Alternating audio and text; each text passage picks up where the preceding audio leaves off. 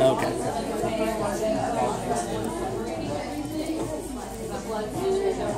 There we go. All right.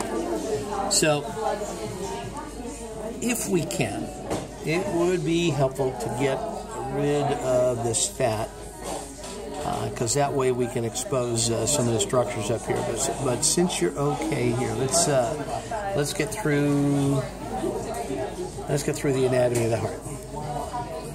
So here's the apex. That's the pointy portion. This structure here is called an interventricular sulcus, which means it's in between two ventricles. And you know that sulcus is from, what do you know sulcus from? Brain anatomy, so it's a depression. So this is a depression that holds the major blood vessels for the heart muscle. All right? When you open it up, let's go here also. We've got 4 chambers altogether. We've got 1, 2, 3, and 4. And this will make much more sense when we do the lecture. The 4 chambers, 2 are pumping chambers, 2 are receiving chambers. The 2 receiving chambers are called atria, the 2 pumping chambers are called ventricles. Now, when you open it up, you'll notice that this is now the left side, right? Right? We're opening this up. This is the left side of the heart because we've split it open like an egg. And the left side is much thicker than the right side. Why is that? That's the pumping. That's goes right. to the rest of the body. That's right. So even on your diagram here, the left side of the heart is much thicker than the right side of the heart because the left side of the heart pumps blood to all parts of the body, and it needs a lot of pressure to do so. The pressure here is about 7 times greater than it is over here. Where is this one going? This is only going to the lungs, so it's got a short distance to go. Okay? So we've got the right ventricle and the left ventricle. So here we've got the right ventricle and the left ventricle. They're separated by a wall in between. It's called the interventricular septum. It's in between the ventricles and it separates the 2. The cords, as you see here, are pretty strong. All right, if you were to take a probe and you could pull at them like that, all right, I'm trying not to get in your face. All right, they're very, very strong. And what they do is they anchor the valves of the heart. These cords are anchored to or attached to little muscles here. I need a better pair of gloves that fit here. Are anchored to little finger-like projections, which are called papillary muscles. Okay. Now this, and I'm not sure it asks to see this, but see this thing here?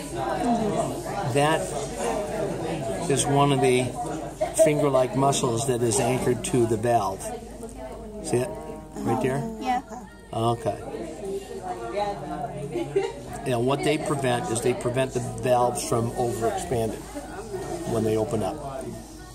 All right. Wall of the heart is very muscular. All right, and we call it the myocardium, which means muscle heart or heart muscle. The outside of the heart is called the epicardium. And the inside of the heart lining is called the endocardium. So where did you hear all those terms before? You heard them with muscles like epinurium or epimysium, perimysium, endomysium, endonurium, perinurium, that kind of thing. All right. Let's see. What else can I show you? Let me get a heart muscle and see if I can get it exposed to show you some of these. What you have, all right? This is the anterior portion of the heart. Here's the apex, all right?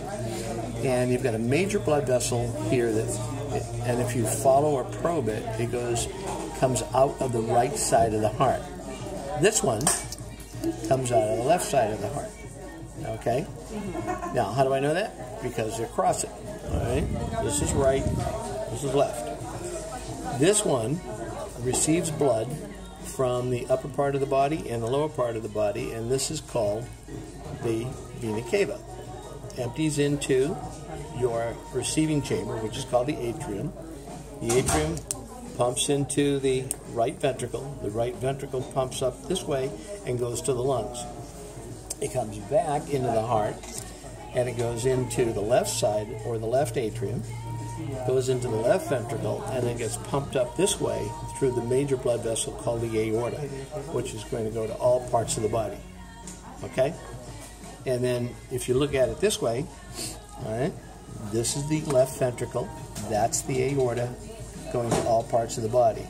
This is the right ventricle, and that blood vessel is going to be the one that takes blood to the lungs, which is called the pulmonary blood vessel, or the pulmonary trunk. All right, I'm going to scoot over to another table because they've been yelling at me for a while.